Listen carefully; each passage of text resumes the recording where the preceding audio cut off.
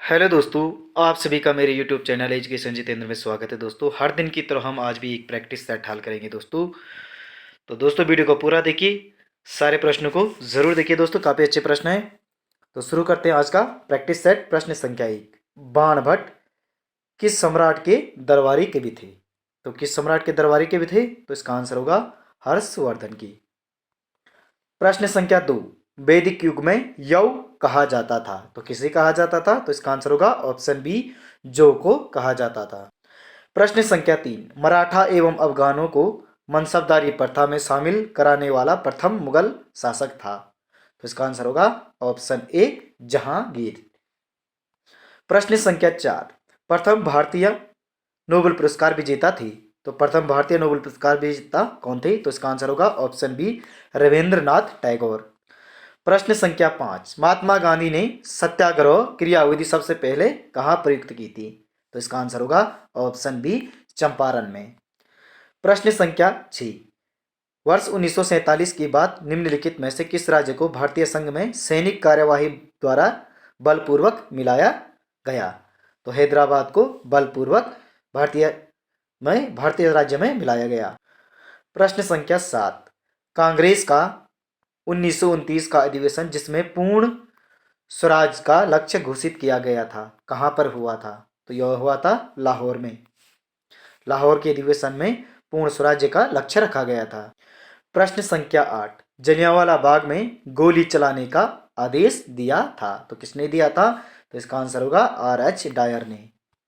प्रश्न संख्या 9, भारतीय संविधान के किस भाग में नगर पालिकाओं से संबंधित प्रावधान है? तो किस में है? तो इसका आंसर होगा ऑप्शन बी, भाग 9 का क में। प्रश्न संख्या 10, संघ सूची, राज्य सूची, समवर्ती सूची का विस्तृत उल्लेख संविधान की किस अनुसूची में किया गया है? तो किस अनुसूची में किया गया है?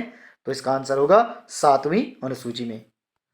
प्रश्न संख्या 11, किसी राज्य में सामान्यतः किसके परामर्श से राष्ट्रपति शासन लागू किया जाता है? तो किसकी परामर्श द्वारा किया जाता है?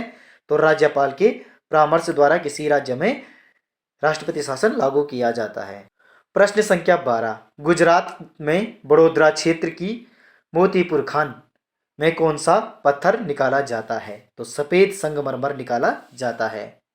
प्रश्न संख्या 13, वह राज्य जहां सुल्तानपुर पश्चिम बिहार स्थित है, तो इसका आंसर होगा गुड़गांव। प्रश्न संख्या 14, निम्न में से कौन सा शहर गंगा नदी के तट पर स्थित नहीं है? तो गंगा नदी के तट पर कौन सा शहर स्थित नहीं है? तो इसका आंसर होगा ऑप्शन डी, दिल्ली। प्रश्न संख्या 15, विश्व का सर्वाधिक ज्वालामुखी वाला क्षेत्र है? तो विश्व का सर्वाधिक ज्वालामुखी वाला क्षेत्र है ऑप्शन ए, फिलिपाइन द्वीप समूह।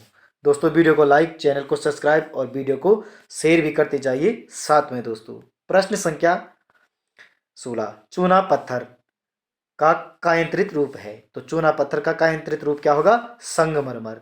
ऑप्शन ए सही आंसर है। प्रश्न संख्या 17, निम्नलिखित में से एक ठंडी जलधारा है? तो बेंगुएला है। प्रश्न संख्या 18, मैनोमीटर के द्वारा किसकी माप की जाती है? तो मैनोमीटर द्वारा किसकी माप की जाती है? तो गैसों का दाब। प्रश्न संख्या 19, मानव शरीर की सबसे छोटी हड्डी है? तो स्टेपिस है। प्रश्न संख्या 20, पेसमेकर का संबंध किससे है? तो पेसमेकर का संबंध किससे है? तो इसका आंसर होगा ऑप्शन डी, हृदय से। प्रश्न संख्या 21, कौन सी गैस पृथ्वी पर हरित गृह प्रभाव में सर्वाधिक योगदान करती है? तो CO2 करती है। प्रश्न संख्या 22, पारिस्थितिकी तंत्र शब्दावली किसने प्रस्तुत की? तो इसका आंसर होगा ऑप्शन डी, टांसले ने। टेंसले ने की है पारिस्थितिकी तंत्र शब्द का प्रयोग। प्रश्न संख्या 23, किस केंद्रीय मंत्रालय ने प्रज्वला चैलेंज लॉन्च किया है? तो इसका आंसर होगा ऑप्शन बी, ग्रामीण विकास मंत्रालय ने। प्रश्न संख्या 24,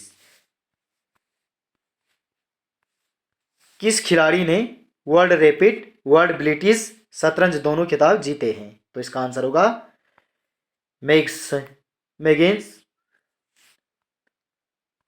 मैग्नस कार्लसन ने जीते हैं।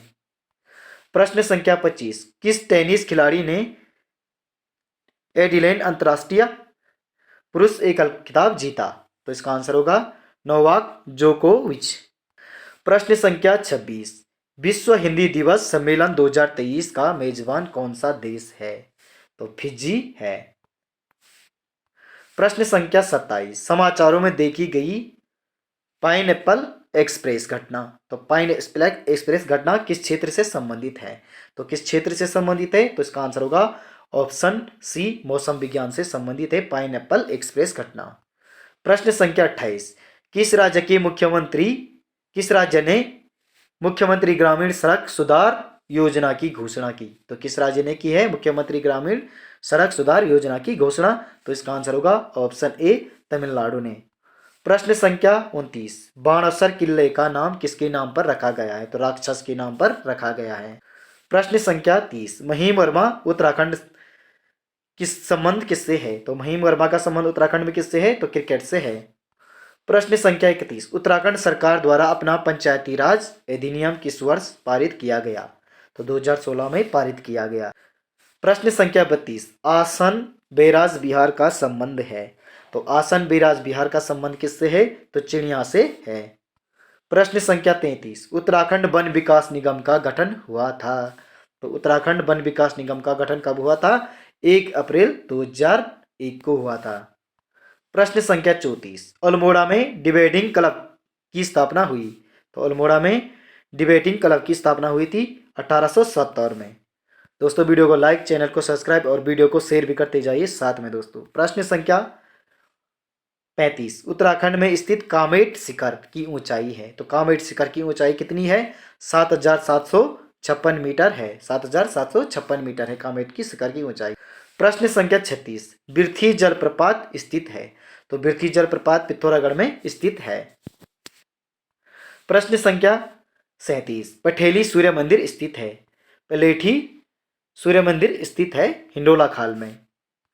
प्रश्न संख्या 38, निम्नलिखित में से किस जिले में देवभूमि मोम संग्रहालय स्थित है? तो देवभूमि मोम संग्रहालय देहरादून में स्थित है। प्रश्न संख्या 39, कत्यूरी काल में प्रभावतार कौन थे? तो कत्यूरी काल में प्रभावतार थे कृषि की माप करने वाले अधिकारी। कृषि की माप करने वाले अधिकारी थे। प्रश्न संख्या 40, ज्यों ही मैंने दरवाजा खोला वह आ गया। ज्यों ही मैंने दरवाजा खोला वह आ गया। तो यह मिश्र वाक्य है। प्रश्न संख्या 41, किसी के प्रति उदारता एवं कृपापूर्वक किया जाने वाला व्यवहार कहलाता है अनुग्रह। पेट में दाढ़ी होने का अर्थ है? तो पेट में दाढ़ी होने का अर्थ है छोटी उम्र में ही बुद्धिमान होना। प्रश्न संख्या 43, हिंदी कविता को छंदों की परिधि से मुक्त कराने वाले थे? तो हिंदी कविता को छंदों की परिधि से मुक्त कराने वाले थे सूर्यकांत त्रिपाठी निराला। प्रश्न संख्या 44, व्याकरण की दृष्टि से प्रेम शब्द क्या है? तो व्याकरण की दृष्टि से प्रेम शब्द है भाववाचक। प्रश्न संख्या 45, सांभवी का पर्यायवाची है? तो इसका पर्यायवाची है दुर्गा। प्रश्न संख्या 46, मक्षिका किसका पर्यायवाची शब्द है? तो मक्षिका पर्यायवाची शब्द है मक्खी का। प्रश्न संख्या 47, औलाद शब्द किस भाषा का है? तो औलाद अरबी भाषा का शब्द है। प्रश्न संख्या 48, जिसकी आशा न की गई हो? तो जिसकी आशा न की गई हो उसे कहते हैं अप्रत्याशित। प्रश्न संख्या 49, कौन सा शब्द एक वचन है? तो प्राण शब्द एक वचन है। प्रश्न संख्या 50, रामधारी सिंह दिनकर को भारतीय ज्ञानपीठ पुरस्कार प्राप्त हुआ? तो रामधारी सिंह दिनकर को भारतीय ज्ञानपीठ पुरस्कार प्राप्त हुआ था उर्वशी पर।